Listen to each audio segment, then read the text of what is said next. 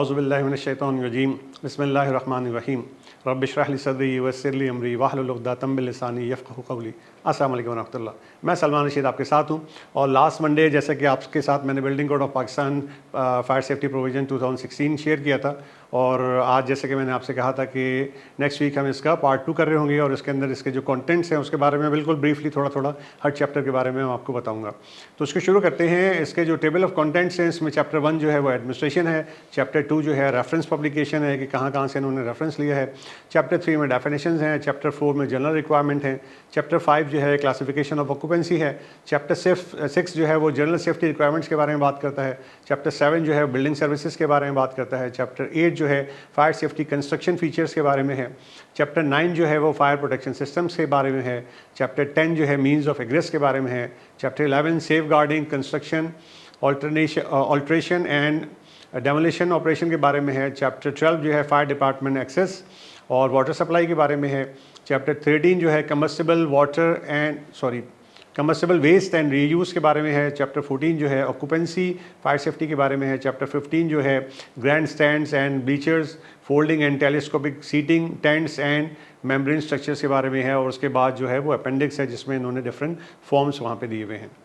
अब इसको अगर हम 1 बाय 1 लेके चलते हैं तो चैप्टर 1 एडमिनिस्ट्रेशन में स्कोप बताता है, पर्पस बताता है, फिर उसके बाद इक्विवेलेंसी है, इसके बाद यूनिट्स के बारे में है, जिस तरह से एनएफपी का आप कोई भी कोड खोलेंगे उसके अंदर तमाम चीज़ें हैं, फिर अथॉरिटी की duties and power of the incident commander के बारे में बात कर रहा होता है, फिर liability appeals records and reports के बारे में आपको बताएगा। ये चैप्टर 1 है जिसके बारे में थोड़ा सा मैंने ब्रीफ करके आपको बताया। चैप्टर 2 जो है वो रेफरेंस पब्लिकेशन है और जर्नल आपको बता रहा होगा कि इसने कहाँ कहाँ से कौन कौन से एनएफपी कोड या स्टैंडर्ड हैं जहाँ से इसने रेफरेंस लिया है।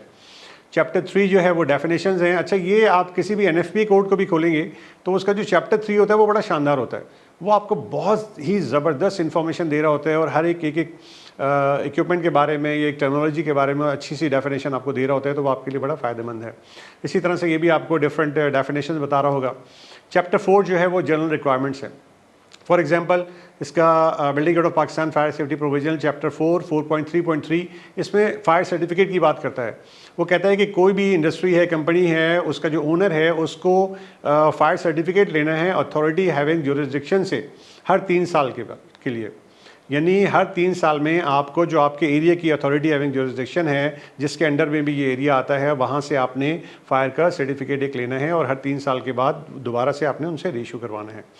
इसी तरह से ये आपको इसके 4.2.2.1 में बताता है फायर जोन 1 की डेफिनेशन।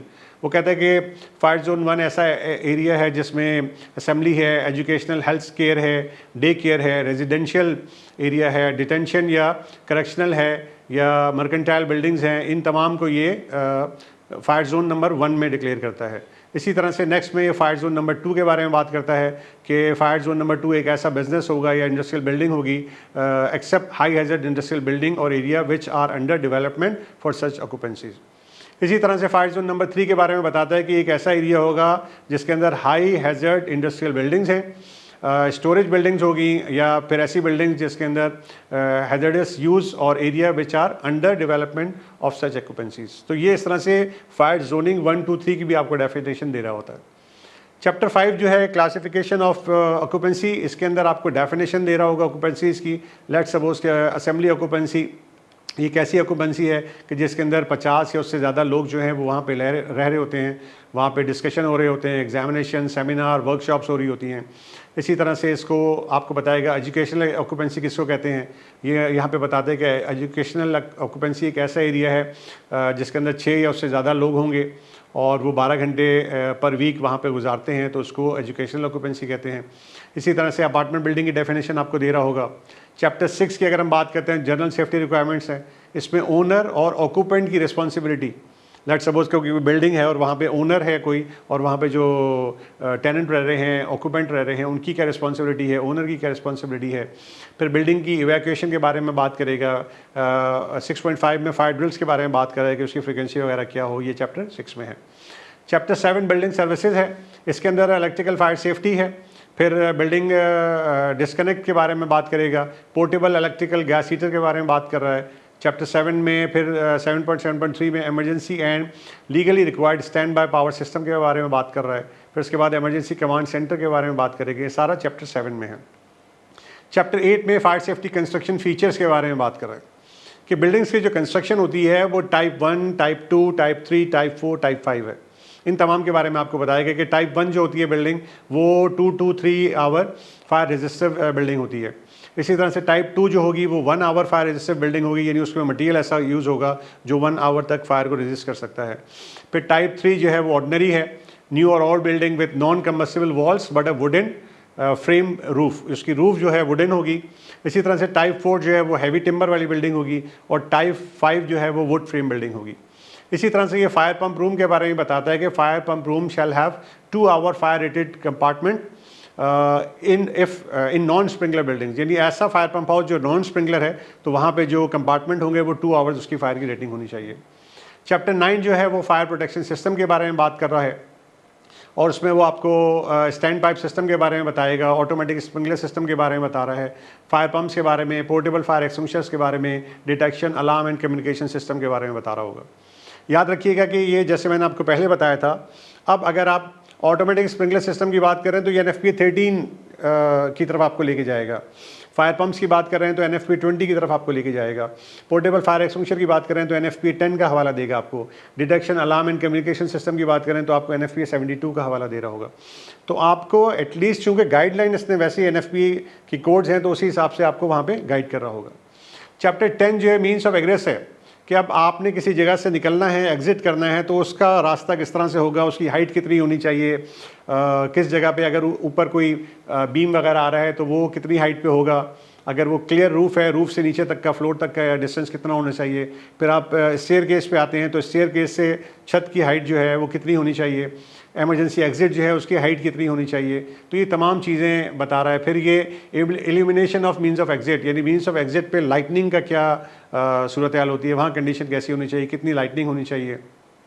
चैप्टर 11 में आपको safeguarding construction, alteration and demolition operation, अगर इस तरह का कोई ऑपरेशन हो रहा है तो उसके बारे में आपको बता रहा है, गाइडलाइन दे रहा है। वेस्ट डिस्पोजल के बारे में बता रहा है, फायर प्रोटेक्शन ड्यूरिंग कंस्ट्रक्शन के बारे में बता रहा है। चैप्टर 12 की बात करेंगे तो फायर डिपार्टमेंट एक्सेस रोड्स के बारे में बताएगा आपको, उसकी गाइडलाइन दे रहा होगा। फायर हाइड्रेंट्स के बारे में बता रहा है, टेस्टिंग एंड मेंटेनेंस के बारे में बता रहा है, हाइड्रेंट्स की मार्किंग ऑफ हाइड्रेंट्स की बात कर रहा है। इसी तरह से चैप्टर 13 जो है वो कंबस्टिबल वेस्ट एंड रिफ्यूज़ की बात कर रहा है, व्हीकल्स और conveyances use to transport combustible waste और रिफ्यूज़। इसी तरह से 13.2.1 में रबिश कंटेनर्स के बारे में आपको बताएगा। चैप्टर 14 की हम बात करते हैं जो ऑलमोस्ट पेनल्टीमेट चैप्टर है, ऑक्यूपेंसी फायर सेफ्टी। इसमें जिस तरह से building code of fire code NFPA का जो है 1 फायर कोड 1, उसी तरह से असेंबली ऑक्यूपेंसीज के बारे में बताएगा, educational occupancy, day care occupancy, health care occupancy, residential board and care occupancies, इन तमाम ऑक्यूपेंसीज की एक डिटेल लिस्ट है और जिसके बारे में आपको बता रहा होगा।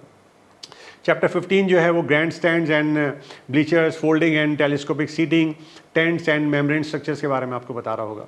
और जैसे मैंने कहा कि आखिरी जो है वो अपेंडिक्स है और उसके अंदर डिफरेंट फॉर्म्स के बारे में आपको बता रहा होगा। तो ये जनाब छोटा सा आपको ब्रीफ सा इंट्रोडक्शन था बिल्डिंग कोड ऑफ पाकिस्तान के बारे में। आज उसके हमने पार्ट 2 के बारे में बात की थी।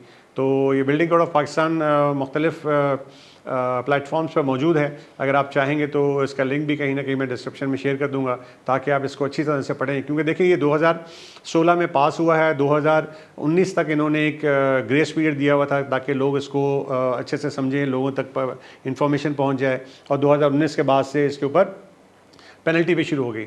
तो आप जिस कंपनी, जिस वर्क एरिया में, जिस इंडस्ट्री में काम कर रहे हैं तो ये आपकी ज़िम्मेदारी बनती है कि आपने इंश्योर करना है कि आपकी company building code of Pakistan fire safety provisions 2016 के ऊपर इम्प्लीमेंट कर रही है या नहीं कर रही है।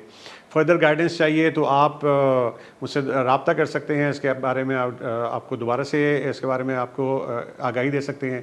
इसके ऊपर एक हम कहना चाहिए लाइव एक सेशन कर सकते हैं।